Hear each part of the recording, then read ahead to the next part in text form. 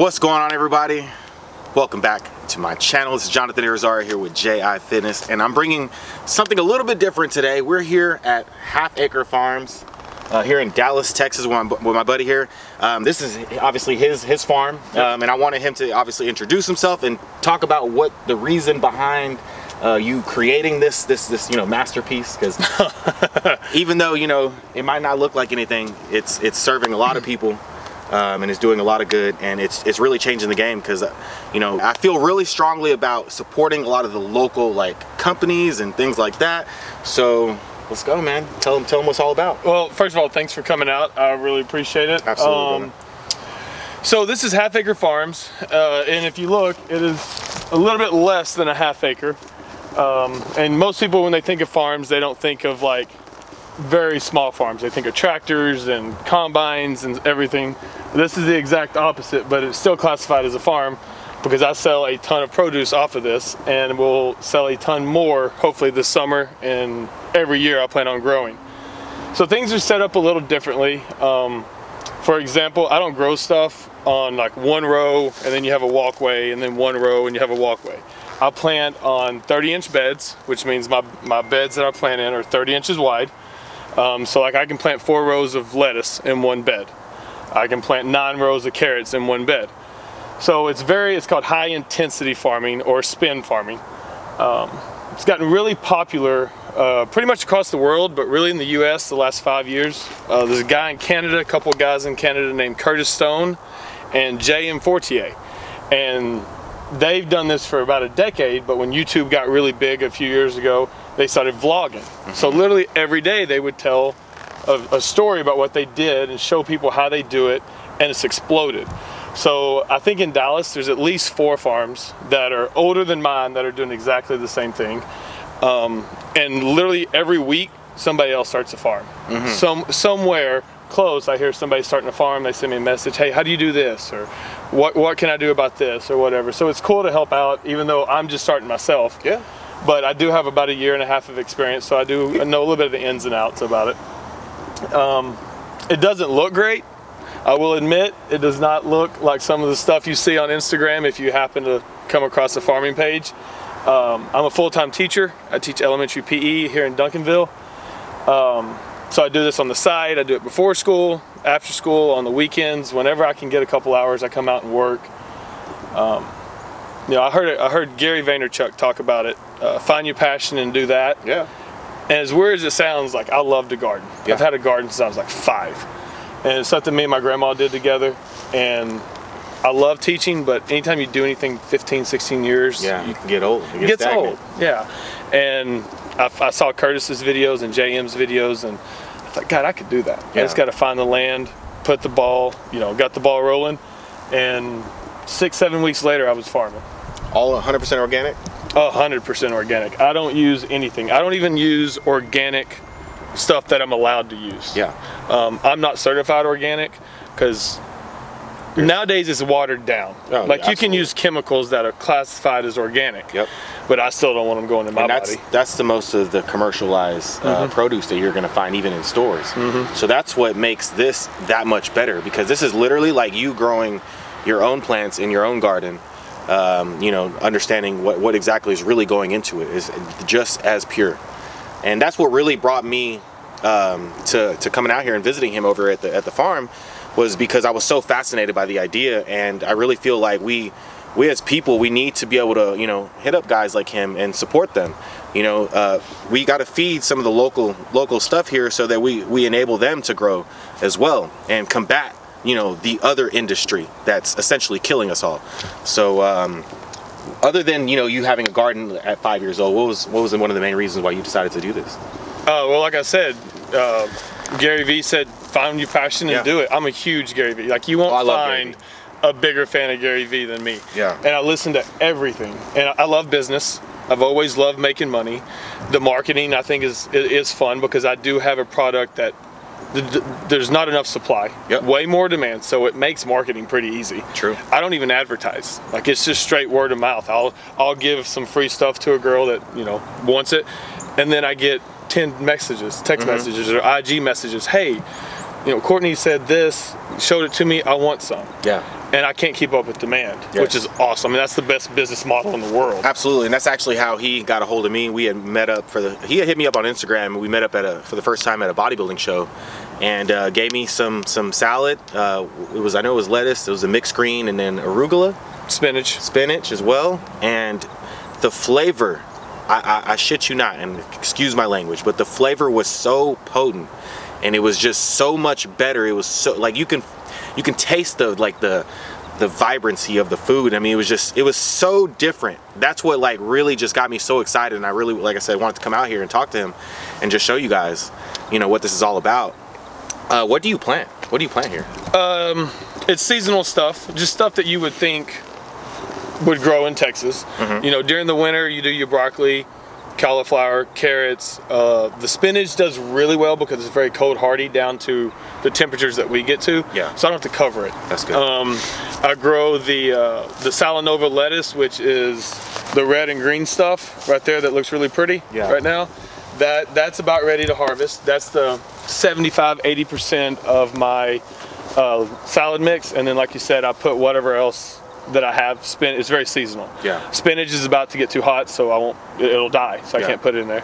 So I'll put beet greens, red Russian kale, Mizuna, pea shoots. It'll be a mixture, and what people love about it is every week it's something different. Yeah.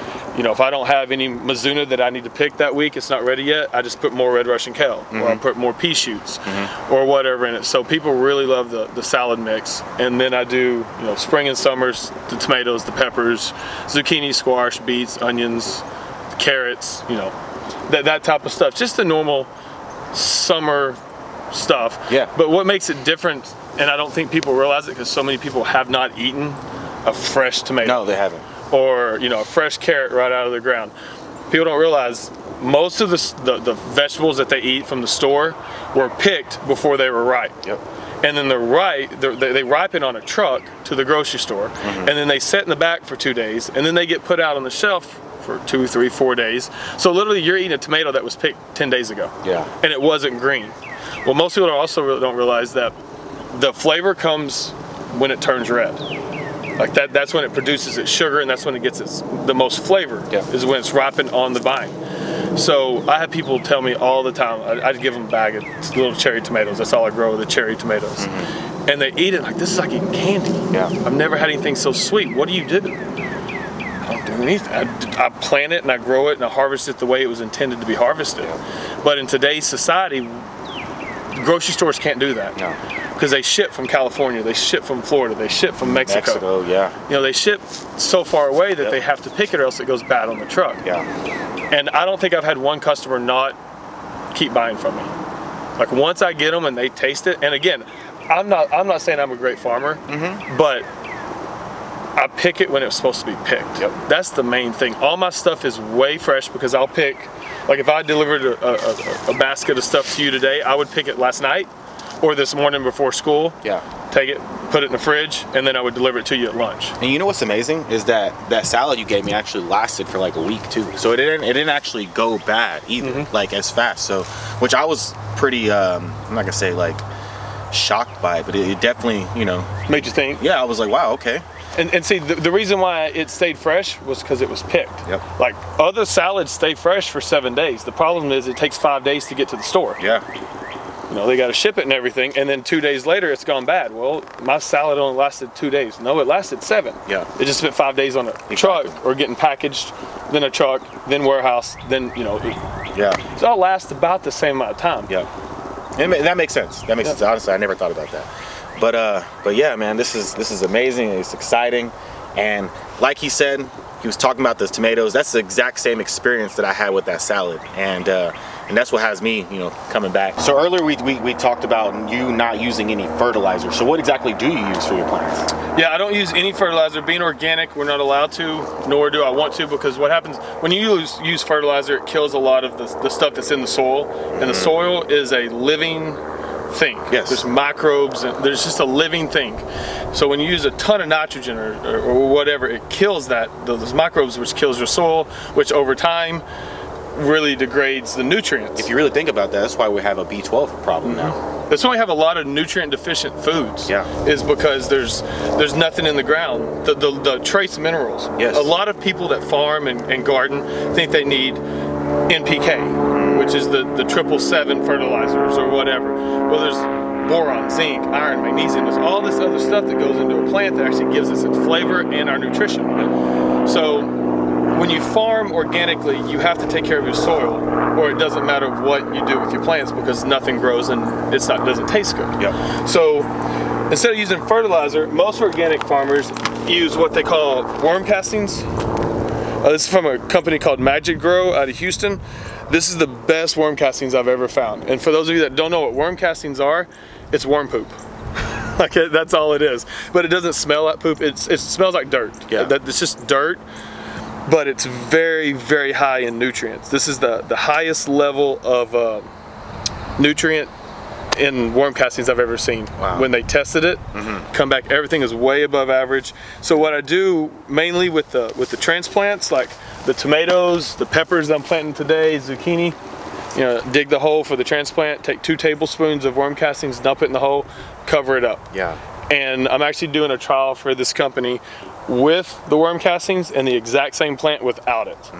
And I'm anxious to show, because I know it's going to be a huge difference, but it's going to be really cool to see how big of a difference there is. That might be something we have to come back and I'm actually planting it today is what I'm doing. I think that would be pretty cool. So, and that way you can see the difference. And it just makes me think about how amazing like really God works.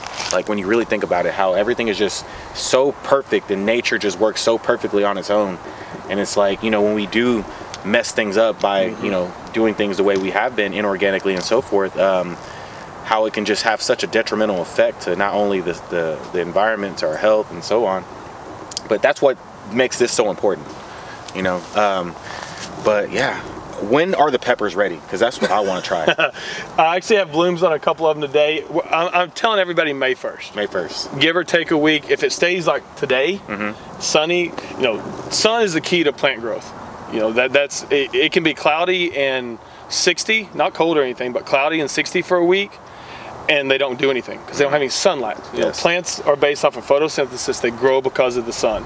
So if it's sunny, beautiful day like today, middle of April. If we get a week, I think next week is supposed to rain every day, there won't be any growth really. Okay. So I can't, I tell people May 1st, give or take a week. Cool. Because that's usually what it is, but. All right, cool. So whenever they are ready, I'll be showing you guys, talk about my experience with it. And then again, if you guys have any local farmers in your town, wherever it is that you live around the world, United States and so forth, take care of them, get your food from them, because that's what's going to make things change. That's how we're going to create the change. You got to create the change locally first, right? And of course, putting in the best nutrients into our bodies that we can possibly give. So, man, it's been a pleasure, dude. Appreciate you coming out. Glad to come out here, absolutely. Now let's go get this workout in. I'm ready to rock.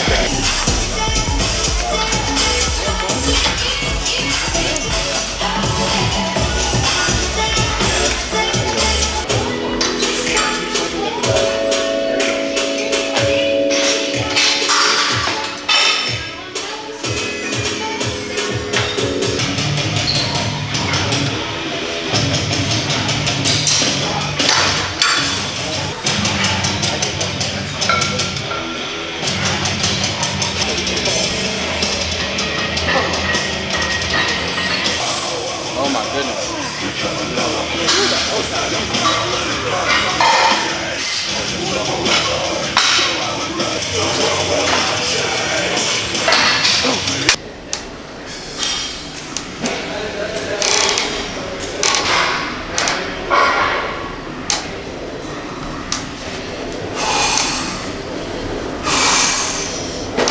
Got my underwear on backwards. That's why I thought that shit.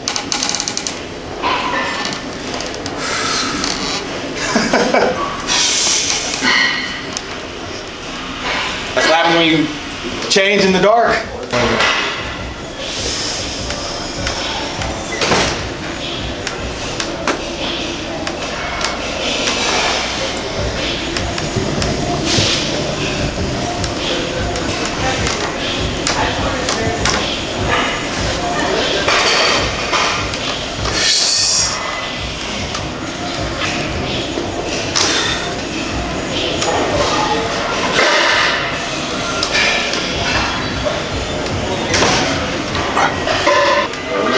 They look cleaner today.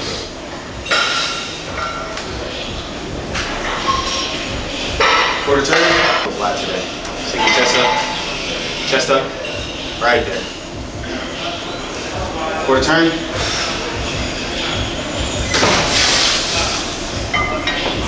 Yeah, flex that pec. There we go. Quarter turn. Face me a little bit.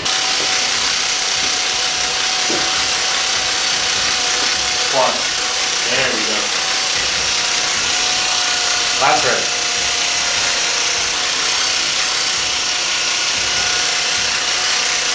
Right there. Quad. There we go. Side chest. Yes. Get back. Good. Keep your ass tight. Tricep. First thing we're doing when I go back to your side chest. Diner keep, bro. It's just nasty. It's like arm.